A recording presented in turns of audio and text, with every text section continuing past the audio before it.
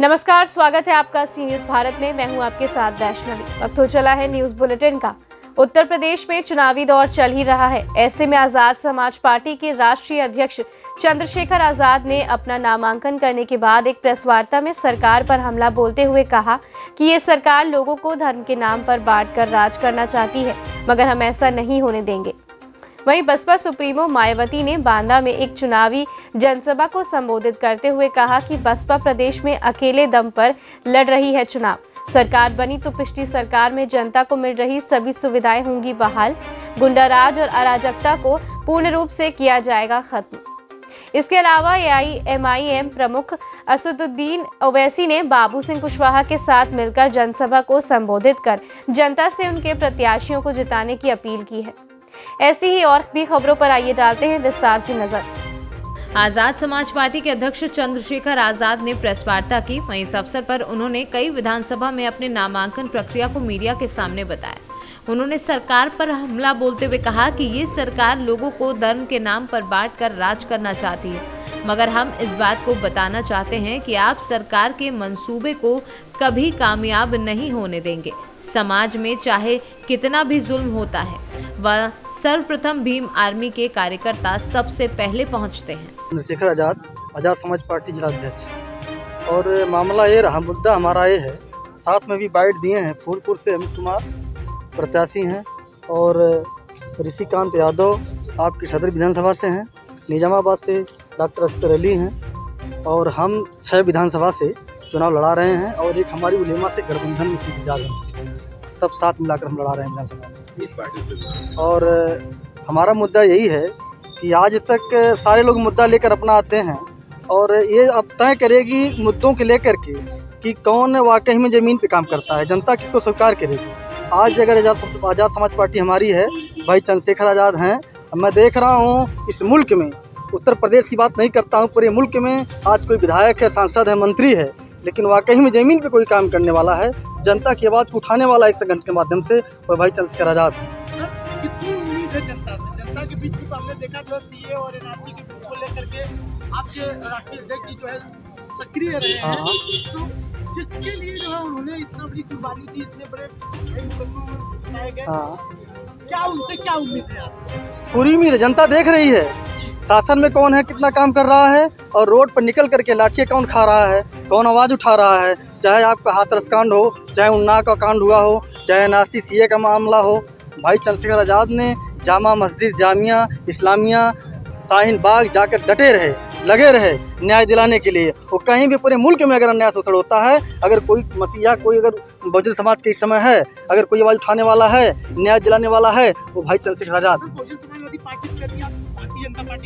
भाई देखिए, अगर किसी के मन को, कोई विचार को नहीं रोका है, ये जनता देख रही है कि कौन बी टीम का है, कौन ए टीम का है। वाकई में अगर मुल्क में आप देख लें, आप मीडिया बंधु हैं, देख लें, आप वाकई में कोई आवाज़ उठाने वाला है, समाज के बीच में जाने वाला है, किसी माँ से मिलने वाला है, किसी बेटी से मिलने वाला है, उसकी दर्द समझने वाला कोई है। अभी आज चंद्रशेखर भाई गाजीपुर में आए थे, कल 16 तारीख को एक भाई की हत्या कर दी गई थी, वहाँ पे आए थे, माताओं बहनों से आश्वासन देकर के हैं कि आपको न्याय दिलाया जाएगा। बताइए, कोई नेता पहुँचा वहाँ?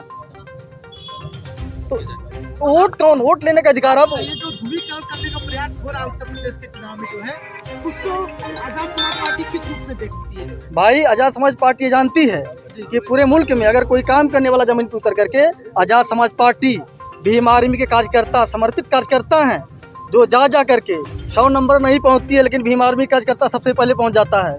बहन बेटियों का, नौजवान साथियों का दुख को समझती है और उन्हें न्याय दिलाती है जाकर संवैधानिक तरीके से।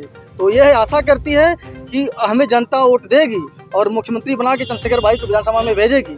और मैं कह देना चाहता हूं, अब वो समय आ गया है कि अब लोग पैसे से नहीं, हैसियत से नहीं वोट करेंगे। जो सामाजिक काम जमीन को उतर कर काम करेगा, लोग, जनता उसको वोट करेगी। विधानसभा में आपका प्रत्याशी कौन है?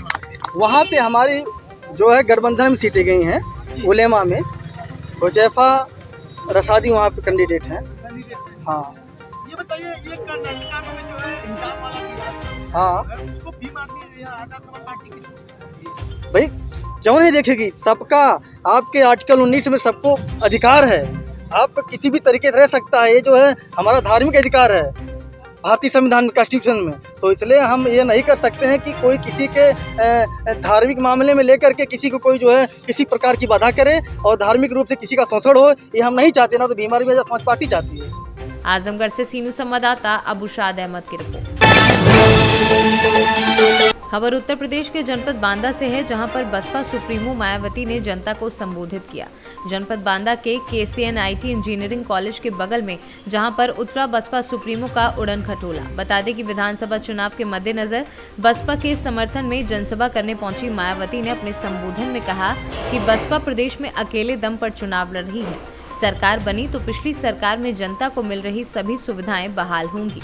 लेकिन आप लोगों को ये मालूम है कि जब BSP 4 बार सत्ता में रही तो अकेली BSP की एक ऐसी सरकार थी जिसमें यहाँ से बेरोजगार लोगों को पलायन नहीं करना पड़ा है, बल्कि उनको रोटी के साधन मिले हैं और जो लोग पलायन करके चले गए थे वो वापिस आ गए थे। ये भी मैं आप लोगों को बताना चाहती हूँ। और फिर मैं आप लोगों को ये बताना चाहती हूँ कि जब इस बार यूपी में हमारी सरकार बनेगी तो आपका ये जो बुंदेलखंड क्षेत्र है जो अति पिछड़ा है, तो यहाँ के लोगों को बाहर रोटी के लिए पलायन नहीं करना पड़ेगा। मेरी सरकार में बेरोजगार नौजवानों को रोटी के साधन मिलेंगे।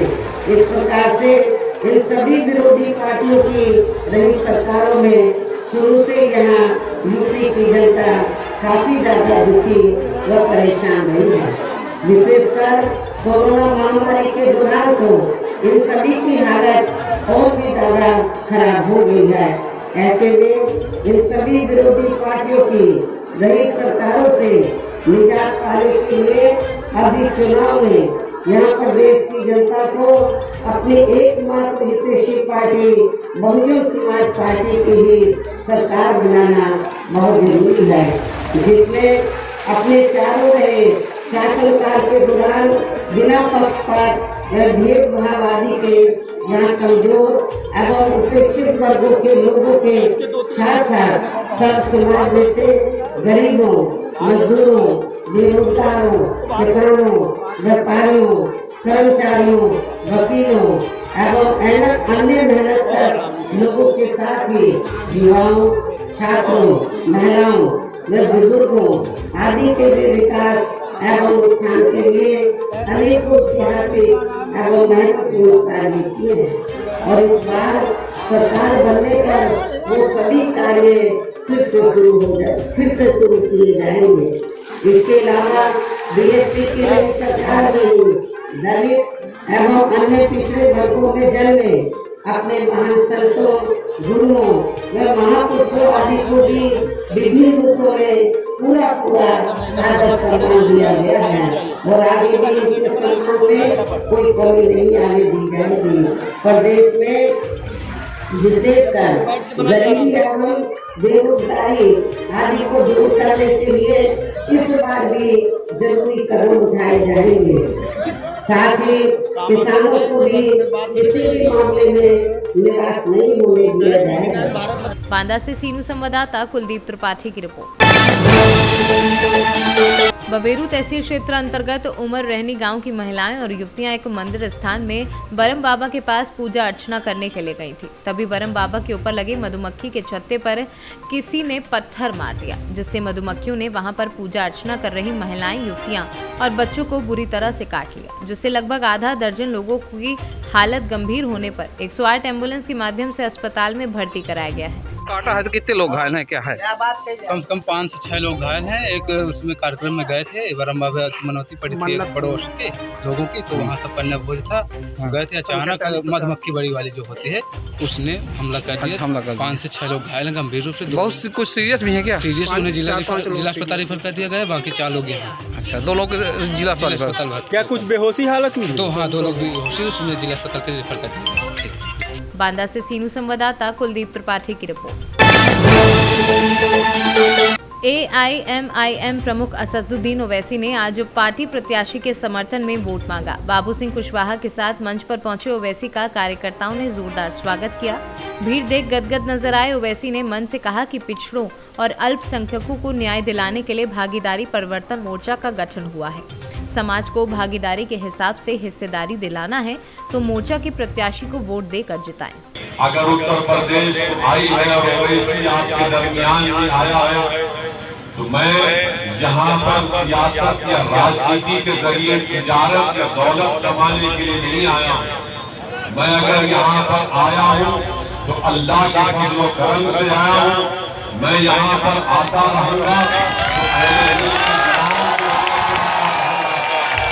और मेरे आने का मकसद यही है और यही रहेगा कि आपको नेता बनाया जाए, आपको अपना हिस्सा मिले। सामाजिक न्याय और हिस्सेदारी की जब बात ओवैसी और बाबू सिंह कुशवाहा करते हैं तो हमारा मानना यह है कि राजनीति में भी हमको अपना हिस्सा मिलना चाहिए, शिक्षा में भी मिलना चाहिए, नौकरियों में भी मिलना चाहिए और ठेकेदारी में भी मिलना चाहिए। मगर बीजेपी और सपा के लोग अल्पसंख्यक समाज और अति पिछड़ा समाज उनको हिस्सेदारी नहीं देना चाहते। वो ये चाहते हैं कि अल्पसंख्यक समाज के लोग समाजवादी पार्टी के लिए दरी बिछाएं, अपने पीठ पर लाठियां खाएं और अखिलेश यादव मले। ये अब नहीं होने वाला है। बीजेपी की सरकार सबका साथ, सबका विकास, सबका विश्वास ये चीजें मार मार कर कहती है, मगर बीजेपी के चीफ मिनिस्टर बाबा ने सिर्फ अपने ही समाज का साथ दिया, उत्तर प्रदेश के किसी और का साथ नहीं दिया। वैसे ही जब समाजवादी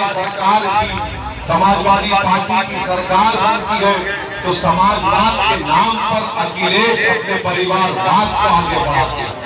इसीलिए आज के दरमियान में विकल्प है और मैं अल्लाह का शुक्र भी अदा करता हूं कि मुझे बताया गया कि हमारी जनसभा के लिए जब मालूम हुआ समाजवादी पार्टी के लोगों को कि ओवैसी और बाबू सिंह कुशवाहा आ रहे हैं तो उन्होंने उन दो मुकामात पर हमको वहां पर जगह नहीं दी जनसभा करने के लिए। मगर आप देखिए कि अल्लाह का इतना बड़ा करम है कि हमको जगह कहाँ मिली, एक वली के आस्थाने पर हमको जगह कहाँ पर मिली, एक दरगाह शरीफ के सामने हमको जगह मिली और हजरत हाजी शरीफ रहमतुल्लाह अलैह की खानकाह और उनकी दरगाह के सामने इस दीवाने को जालिमों के खिलाफ उठाने का मौका मिला। तो मैं समाजवादी पार्टी के कमजोरों का शुक्रिया अदा करता हूँ। कन्नौज से सीनू संवाददाता सीबू सैनी की रिपोर्ट। महोबा में खन्ना थाना क्षेत्र के सिरसी कला गांव में शादी समारोह कार्यक्रम खाना बनाने के दौरान घरेलू LPG सिलेंडर में आग लगने से भीषण विस्फोट हो गया। सिलेंडर में विस्फोट की चपेट में आने से 7 महिलाओं एवं 2 पुरुषों सहित कुल 9 लोग बुरी तरह झुलसकर घायल हो गए।